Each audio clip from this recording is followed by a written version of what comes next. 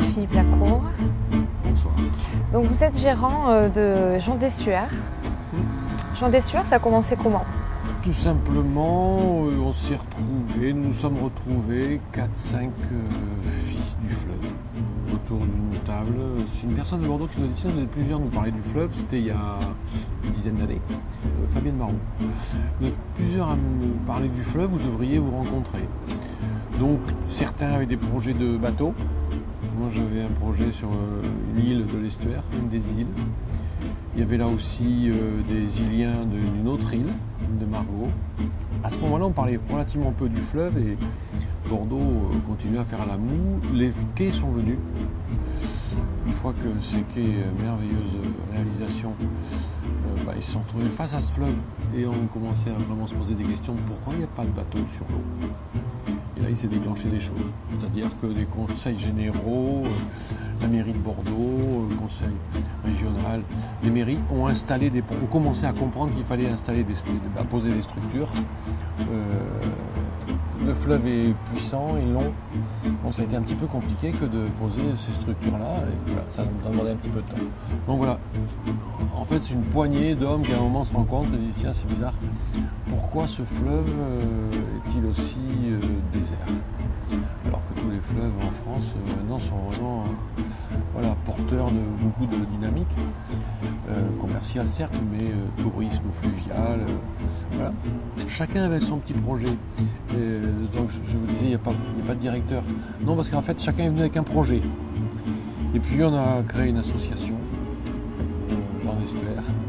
L'idée c'était Centre Estuaire, c'est ce que nous faisons toujours et d'ailleurs cette année on a un très beau programme de faire un petit peu sur une île notamment, de cinéma, de faire des choses, du théâtre, des choses, de venir des artistes. Donc c'est ce que nous avons fait et on a commencé à avoir une petite cinéma, cinécité. On a commencé à avoir une petite notoriété comme ça. Bon. Et puis après, le moment est venu de dire mais on ne va pas vivre d'aide et puis d'idées qui ne fonctionnent qu'un mois et demi par an. Donc on s'est adressé aux agences réceptives de Bordeaux, les agences qui reçoivent du tourisme fluvial, les groupes, séminaires et autres. Ils ont eu beaucoup de mal à travailler. Il y a certaines, ça y est, savent travailler avec nous, ça va très bien. D'autres ont eu du mal parce que le fleuve, c'est des temps de marée, c'est des périodes difficiles, c'est des ports où on ne peut pas toujours rentrer avec les bateaux. Etc. Donc on s'est obligé, pour ce qui concerne notamment le fleuve et tout ce qui est lié au fleuve, à créer une agence réceptive. Donc Jean d'Estuaire, quasiment les mêmes, en étoffant un petit peu l'équipe, s'est retrouvé comme ça autour d'une table, sans parler de structure juridique, parce que c'est toujours un peu barbant de les mettre les unes sur les autres. S'est retrouvé que chacun avait son initiative, son outil. Et on s'est dit, bon, il faut qu'on s'organise. Commercialement, c'est compliqué d'aller vendre le fleuve. Quand vous allez à Paris, vous n'allez pas sur la Seine. Donc vendre le fleuve rivière de Bordeaux à Paris, ça n'a pas beaucoup de sens. Donc il nous a fallu se réunir, trouver des produits, une espèce de... Voilà, et puis être force de proposition. La semaine prochaine, on est sur un salon international à Paris, Bedouk, qui donc s'adresse aux professionnels. Donc 3 structures pour finalement jusqu'au traiteur dont vous avez vu la prestation ce soir. Là aussi, il travaille sur une île, il travaille sur une péniche. Donc c'est un petit gars qui a amené son savoir-faire. Il a beaucoup travaillé à Paris dans des grandes maisons. Il était au Lavinal, dans le Médoc, donc chez Jean-Michel Caz. Donc il nous a rejoints et il est traiteur, chef. C'est-à-dire qu'il est totalement à notre disposition pour aller qui dans un château, qui sur le bateau, qui sur la terrasse, les 3 à la fois, répond à des demandes spécifiques. Puisqu'en fait, vous l'avez vu un petit peu ce soir, on reçoit des groupes. Et comme on est dans un environnement atypique, on en a profité quand même pour innover un peu, notamment sur le plan d'économie de moyens. Parce que quand on dit écologique, c'est plus ce qu'on dit là aujourd'hui. Donc on a réfléchi sur un bateau, quand vous êtes sur un bateau, vous êtes sur une île, la consommation d'eau est un vrai problème. Il faut la trouver, la stocker et la rejeter. Donc c'est compliqué. Donc Mohamed a réfléchi à ce que ces prestations soient les plus légères possibles, et pour ça il suffit de chercher le produit au plus proche, avec des conditions particulières avec le fournisseur. Donc comme ça, en suivant ces conditions particulières, on s'est retrouvé à avoir quelque chose de très mode, mais on n'a pas cherché ça, on s'est dit comment on peut faire pour être dans des conditions de préparation d'un produit dont on a retenu les variétés. Parce qu'aujourd'hui on est biodynamie, on est écolo, on est machin des trucs. La vérité, c'est que quand vous avez un bon fournisseur, qu'il soit grossiste, bio, paysan, agriculteur, poissonnier ou pêcheur, il faut aller chercher la bonne variété du produit. Si vous êtes assuré que son cheminement a été fait dans de très bonnes conditions, c'est-à-dire qu'il a été le plus court possible, c'est très facile. C'est beaucoup plus facile à travailler. Donc voilà, c'est vraiment la priorité qu'on s'est donnée. Donc effectivement, en ce faisant, on s'est retrouvé à dire tiens, mais finalement, il faut tout de même qu'on le qualifie, ça, et qu'on en parle. Voilà. Donc aujourd'hui, Gens d'Estuaire, c'est ça. C'est un groupe de gens qui chacun amène son outil. Vous êtes sur la péniche, la Sorellina. On a un petit bateau rapide, 12 places, qui va très vite, parce que ce fleuve est très long, donc pose problème. En termes de temps, tout le monde n'a pas 2 heures, 3 heures. La péniche met 3 heures quand même pour aller jusqu'au dans le Médoc. Donc bien évidemment, il a fallu répondre autrement. Donc on a mis un bateau beaucoup plus rapide. On est en cours d'acquisition d'un bateau à mettre au centre estuaire, et surtout en cours de réflexion de 3 bateaux rapides, 25-30 personnes, que nous mettrons en bas du centre culturel du vin. Merveilleux projet qui, lui, quand il va être posé 2015, va redessiner le fleuve. Le Douro, donc, au Portugal, il y a une quinzaine d'années, il n'y avait pas un bateau. D'accord. Aujourd'hui, il y a 27 bateaux de croisière qui ont vraiment une activité forte.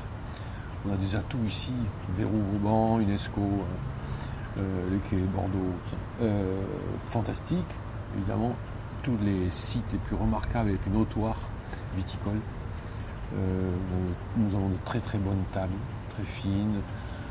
Des choses atypiques comme Patiras qui peut donner le change un petit peu pour être sur des choses différentes. Voilà. Donc on a des atouts merveilleux. Sauf que ce fleuve est long, est puissant, les ports étaient là sur Bordeaux, le temps que ce port, voilà, et puis que le Bordelais se réapproprie ce fleuve et que les communes, etc., s'occupent de cette idée de revenir. Tous nous ont demandé à nous, bateliers, et nous ont dit leur attachement à rouvrir la voie fleuve. Par exemple, en combien de temps on peut faire Bordeaux-Pauillac en bateau? 1 heure. D'accord. 1 heure, 3 quarts d'heure, 1 heure et quart, suivant le temps tout de même, parce que le bateau va vite. Donc il glisse très bien sur l'eau, mais bon, il ne faut pas que ça tape. Mais vraiment 1 heure c'est bien, c'est-à-dire qu'on va plus vite que le bus évidemment, plus vite que la voiture, plus vite que l'hélico, le temps qu'ils aillent à Mérignac, on est déjà arrivé. Et puis c'est une voie magnifique. En montant avec un guide qui a appris le fleuve et toutes ses caractéristiques très particulières. Ils sont tous particuliers. C'est une veine de vie, on a peut-être oublié un petit peu ça. Il y a 6 heures de marée dans un sens, 6 heures dans l'autre. Cette eau de mer vient nourrir les terres, repart, prend ce qu'il y a dans les terres et va nourrir la mer. Il y a un mouvement comme ça qui est... Moi je suis au milieu, entre mer et Bordeaux, sur le refuge de Patiras, en plus sur une île qui se situe au milieu du fleuve. Donc je vois ce fleuve prendre 6 mètres d'eau et respirer comme ça. On se rend compte que c'est quelque chose d'une extraordinaire vitalité. Le mot est faible. Donc retrouver une voie glissée sur cette eau avec des lumières qui sont évidemment très changeantes, très extraordinaires, c'est quand même un petit peu plus sympa que de se retrouver dans sa voiture, dans un petit bouchon sur Tout à fait. départemental. Et donc, été comme hiver, en fait, vous proposez des croisières. Quelles sont les différentes croisières qu'on peut faire avec la Sorellina? Alors cet hiver, on a Sorel Lune, comme aujourd'hui, tous les vendredis soirs. Donc il s'agit d'avoir une prestation qui est de la dégustation de produits locaux, je dis parce qu'ils sont effectivement dans notre logique de travailler ainsi, comme je vous l'ai déjà expliqué. Et ensuite, on a un concert. Donc, ce soir, c'est une brésilienne qui est là. Et puis toujours avec un ou deux châteaux qui nous accompagnent. Donc tous les vendredis soirs. Le samedi à midi, on a d'île en idylle, c'est-à-dire qu'on part d'ici, de Bordeaux, On va sur une île, petite île Margot, qui est un magnifique vignoble, tout seul au milieu du fleuve, qui est très très joli. Les gens font une chose merveilleuse là. Et ensuite, on va déjeuner à Patiras dans le refuge au pied d'un phare, qui est sur une autre île. Et on revient donc. Et puis bon, on a des prestations bien sûr de groupe, tout l'hiver sur le fleuve, mais c'est la première année où vraiment on tente de dire mais pourquoi il n'y aurait pas de vie l'hiver? Parce qu'évidemment, janvier et février sont des mois creux. Mais là, cette année, chaque semaine, le bateau bouge 2-3 jours, donc c'est très encourageant. Après, bon, les saisons d'été, évidemment, on a une activité forte, nécessaire, forte et intéressante, même sur le plan de la relation et autres, sur des comités de direction, sur des séminaires. Et sur l'été, séminaires, puis alors beaucoup mariage quand on arrive sur mai-juin, bien sûr, mariage, fête de famille en tout temps. Et sur l'été, juillet-août, alors que tout le monde est parti en vacances et qu'on a du tourisme local, et de plus en plus d'ailleurs, Bordeaux a un succès sur l'été, donc cinéma, théâtre, cette année on allume tous les feux de l'estuaire, tous les phares vont s'allumer, chaque semaine il y en a un qui va s'allumer avec des spectacles, et à chaque pied de phare on va se passer le relais. Bon voilà, il y a des choses l'été. Donc en fait, on essaie de donner vie à ce fleuve toute l'année. C'est possible, c'est magique, on avait oublié ça, quoi. La croisière, c'est aussi bien pour les Bordelais en fait que pour les touristes. Bien sûr. Alors, moi, on a connu des années où ça a eu un développement extraordinaire. Le port étant là, l'activité était purement commerciale. On disait à juste raison que le fleuve était dangereux. Il est beaucoup plus facile pour quelqu'un qui n'arrive pas trop d'aller sur le bassin ou voir en mer. Le fleuve effectivement est dangereux parce que si on n'a pas connaissance de pièges, le courant est puissant dans un sens, d'un seul coup ça s'inverse, vous avez peu de refuge, si vous avez un bateau qui argue, vous avez relativement peu de refuge. Donc voilà, après tout, à la voile c'est vrai que c'est pas. Voilà. Donc l'idée du développement nautisme était plus sur le bassin d'Arcachon, La Rochelle, voire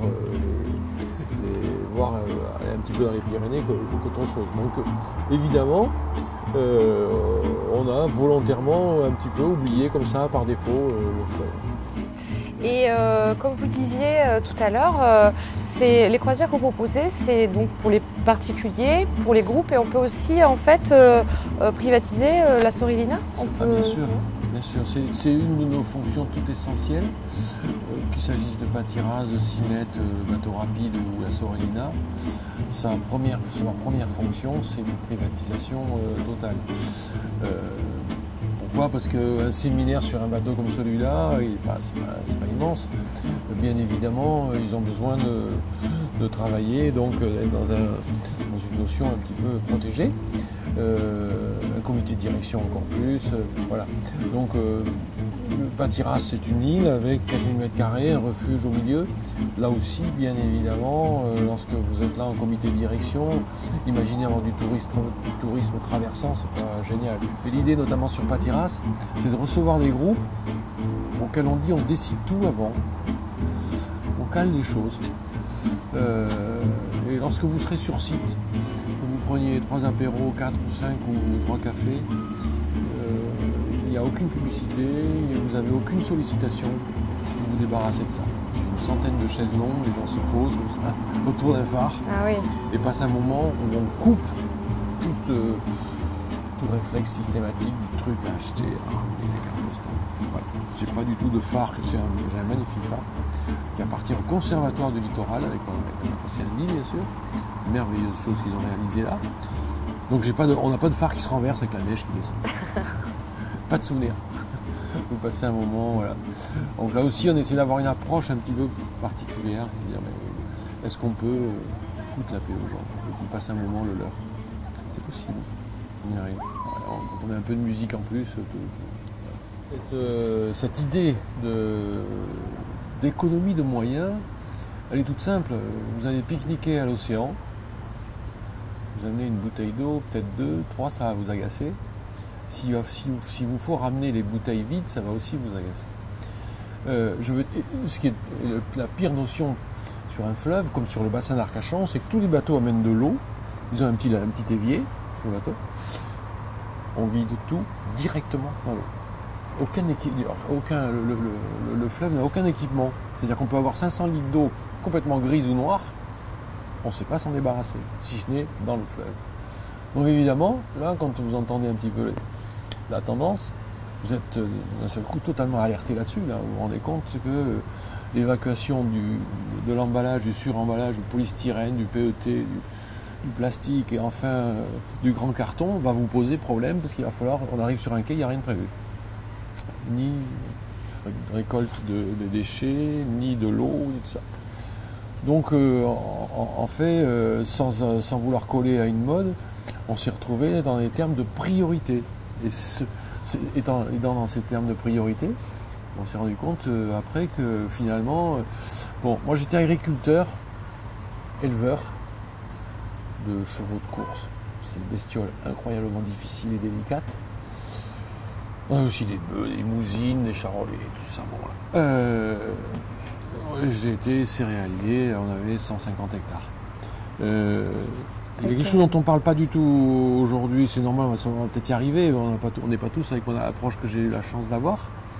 C'est que la variété de la façon dont vous élevez la bête, où vous faites pousser votre céréale ou votre légume, la bonne variété choisie, la façon dont vous faites pousser, ensuite dont vous essayez de réaliser des chaînes de conservation assez pointues, est extraordinairement importante. Extraordinairement importante. Quand on a pris une pomme dans son jardin, sa pomme, qu'elle n'a pas été traitée et que vous la posez chez vous, si vous regardez bien les choses, 2 mois, si vous ne l'avez pas dégusté, en tout cas passé en compote au dernier moment, 2 mois après, elle ne devrait pas rester dans votre cave, c'est impossible, on n'a pas de cave aujourd'hui qui tienne ça. Si c'est une bonne variété, vous êtes récompensé pendant 2 mois parce que vous savez, aujourd'hui on voudrait qu'elle reste jusqu'au printemps sur la table au milieu pour faire joli dans un hôtel. Voilà. Quand on est sensibilisé par ça, moi je l'ai été, beaucoup éleveurs et agriculteurs, bien évidemment, et qu'on se retrouve dans un environnement comme celui-là, un bon fruit va se garder longtemps, d'accord, le plus longtemps possible, mais j'ai pas intérêt à le garder longtemps. Alors, comment je vais gérer ça? Et puis j'ai intérêt surtout à avoir un panier que je rends au type qui me donnera les fruits. On a un comportal ici qui est génial, qui fait toutes sortes de fruits. Donc voilà, quand on a... Et puis franchement, au niveau du cuisine, c'est Ducasse qui disait ça, un bon plat, 80% c'est le produit. 20%, le cuisinier se débrouille quand même pour faire quelque chose de sympa. Pourvu qu'il ne le détruise pas d'ailleurs. Parce que bien souvent, malheureusement, dans la vulgarisation de la cuisine un peu tout azimut, on voit plus des cuisiniers qui abîment les choses et qui essaient de les refaire artificiellement qu'autre chose. Donc voilà, c'est une discipline. Non, c'est voilà, je sais pas, j'ai été un peu éleveur et en tout cas Mohamed ici, le traiteur de Patiras, a bien compris ça. Du coup, voilà, pendant les croisières, on cuisine vraiment, enfin, on mange des produits frais et il n'y a pas de déchets, comme vous disiez, ni plastique ni autre. Vous faites vraiment attention à ça. Vous avez vu, on va un petit peu plus loin, pardon. On va même un petit peu plus loin, mais là c'est bon, voilà. Quasiment 30 à 40% de ce qui rentre dans une cuisine de restaurant n'est pas consommé, est jeté. Reste dans les assiettes, gaspillé avant, machin, on prend que le filet, on prend pas ce qu'il y a autour, enfin c'est épouvantable si vous savez ce qui se passe dans les restos, c'est vraiment effroyable. Là l'idée c'est quand vous avez vu, on met les choses dans des plats, vous venez les manger avec des pics. C'est-à-dire que vous ne les avez pas touchés s'il en reste. Et tout à l'heure il restait des choses, on l'a monté à l'équipage. C'est-à-dire qu'au bout, c'est pas la poubelle, c'est qu'on sait continuer à consommer le produit. Voilà. Là, si ça aussi, on pouvait un petit peu, de nouveau, avoir un niveau de respect par rapport aux produits qu'on pose. Moi, franchement, bon, c'est peut-être mon passé qui me fait ça, évidemment. Jeter un produit vivant, dont je sais qu'il y avait un éleveur derrière qui s'est vraiment donné beaucoup de mal pour élever cette bête, pour qu'elle soit tout dans de bonnes conditions. Enfin, voilà. C'est incroyable, c'est insensé. Il va falloir là aussi retrouver raison. Mais, franchement, j'ai fonctionné avec mon jardin longtemps, j'étais sur une propriété. J'ai appris à acheter les choses parce que j'ai élevé des bêtes. Voilà, c'est une approche, quoi. Et j'espère qu'on va tous en arriver là.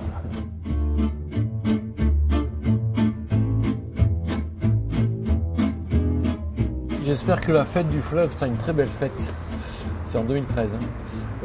Bordeaux semble se mobiliser. L'idée d'Alain Juppé cette année, monsieur le maire, c'était d'inviter l'estuaire. En fait, on va parler surtout fleuve. C'est magnifique de pouvoir parler d'un fleuve dans son intégralité, c'est superbe. Donc voilà, j'espère participer, que j'en espère participe modestement à cette manifestation, mais parler vraiment fleuve dans sa matière, dans ses fluides, dans ses composantes. On a un bouchon vaseux, justement j'ai des universitaires qui sont venus à ma terrasse, qui m'ont dit on a une chance extraordinaire, une richesse tout à fait extraordinaire. Mon père, je suis élevé sur le bord du fleuve, ça se sent un peu. Mon père sculptait comme ça, était artiste, peintre, sculpteur. Il trouvait des vases bleus, durs, il faisait des sculptures. Des clowns, des choses magnifiques, des vierges, bon, voilà. Et ce qui était très beau, d'abord nous gamins, évidemment, on faisait des âneries avec. Mais ce qui était très beau, c'est qu'en fait ça vieillissait, c'est très difficile à fixer, c'est plein d'eau. Donc ça vieillissait. Et puis ça se dégradait doucement. C'est-à-dire que la sculpture était périssable. D'accord. 10 ans quand même. Alors, on va même jusqu'à l'art périssable. Oui, non, mais Landart, on va en parler. Landart. Ah oui, oui. Ah oui. Nature, art nature. Art nature. Oui, on va en parler. Merci. Non, je vous en prie.